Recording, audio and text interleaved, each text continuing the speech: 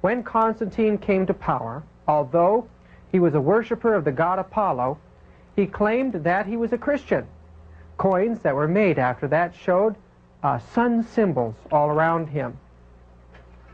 In this painting in the Vatican, it shows Constantine giving the statue symbolizing the political power of the kingdom to the Bishop of Rome at that time.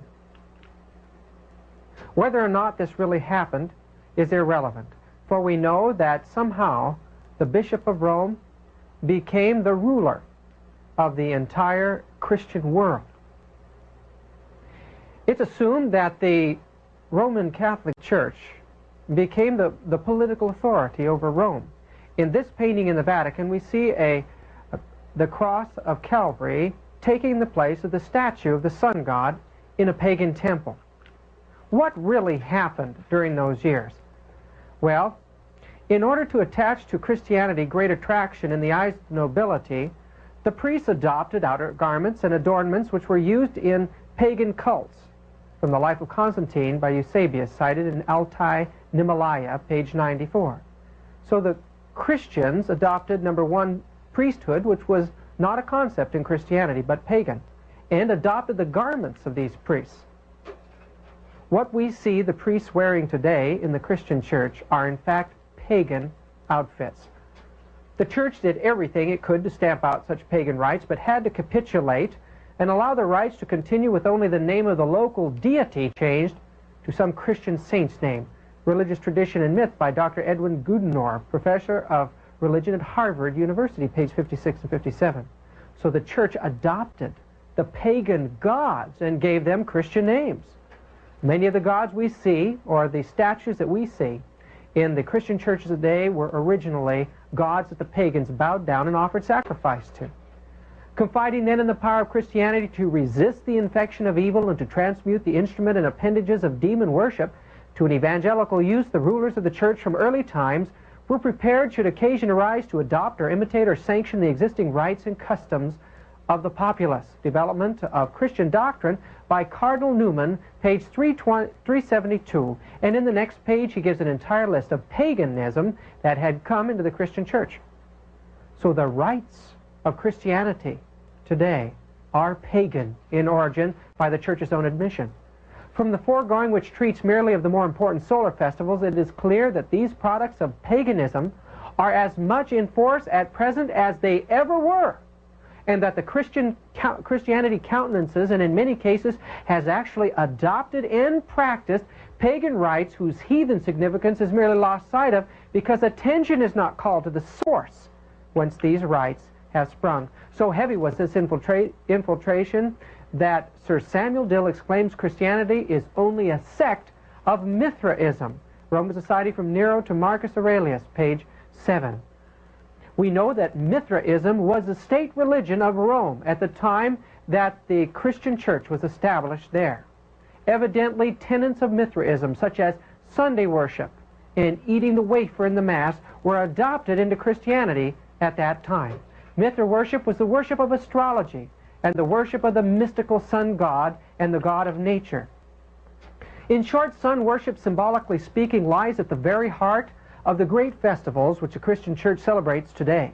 And these relics of heathen religion have, through the medium of their sacred rites, curiously enough, blended with practices and beliefs utterly antagonistic to the spirit which prompted them. Sun Lure of All Ages by Alcott, page 248. Scholars of the world, historians, and church leaders themselves admit that Roman Christianity is in fact pagan idolatry in a Christian guise. The symbols of the pagan world have been adopted into the Christian church and claimed sanctified by the union. In the book The Secret Teachings of All Ages by Manly P. Hall, we read, "Yet the cross itself is the oldest of the phallic emblems, and the lodge-shaped windows of the cathedrals are proof that the Ionic symbols have survived the destruction of the pagan mysteries. The very structure of the church itself is permeated with sexual symbolism or phallicism. Remove from the Christian church all emblems of priapic or sexual origin, and nothing is left." When we look into the Christian churches today and see those windows, the layout of the floors and the arches and the domes, we're looking at symbols of raw pagan sexual worship. the spires of the churches, the courtyards, all reflect the early concepts of sexual worship.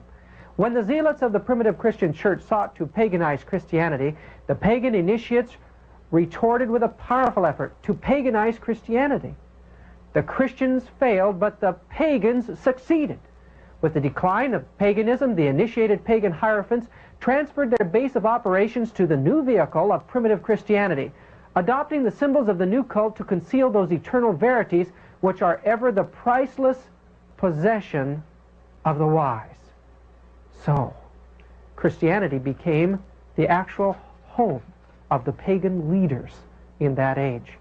Pagan men, now claiming to be Christian, were leading out. The world cloaked with a form of righteousness walked into the Christian church. Now the work of corruption rapidly progressed.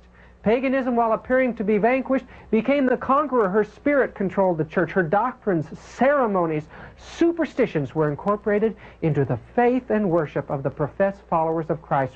From the Christian history book, The Great Controversy, page 50. Paul had warned about the dangers of Gentile worship. In 1 Corinthians 10:20, he told the Christian church, "But I say that the things which a Gentile sacrifice, they sacrifice to devils, and not to God. And I would not that ye should have fellowship with devils. Ye cannot drink the cup of the Lord and the cup of devils. Ye cannot be partakers of the Lord's table and the table of devils." Christianity had become devil worship from beginning to end. As we look at the sacrifices and worships of the pagan world around them, knowing that this worship was ascending up before Satan and his evil angels, we're realizing that the Christian church, in adopting these same forms, were in fact sending their worship up before the same powers. In a comparison between sun worship and Christianity, we find an exact parallel today. The nativity of the sun, the birth of Tammuz, December 25th, is now called Christmas. The Midsummer Festival, that's held June 24th, is now called the Nativity of St. John. And the Assumption of Semiramis, who became the mother goddess in paganism, is now called the Assumption of Mary, who became the mother of God. The mother goddess was worshipped and titled the Queen of Heaven. And that's the title that the Virgin Mary is given today. Cakes were decorated and dedicated to the goddess with a T crossed on it. Those are called the hot cross buns in the church today.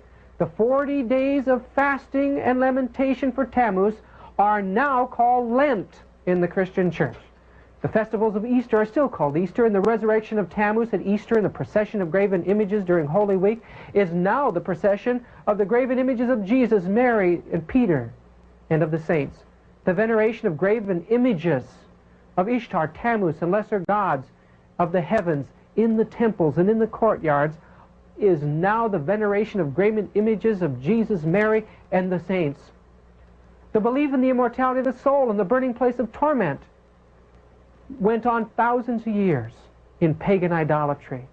The doctrine of purgatory was borrowed from the concept of purgation of the Greek philosophy.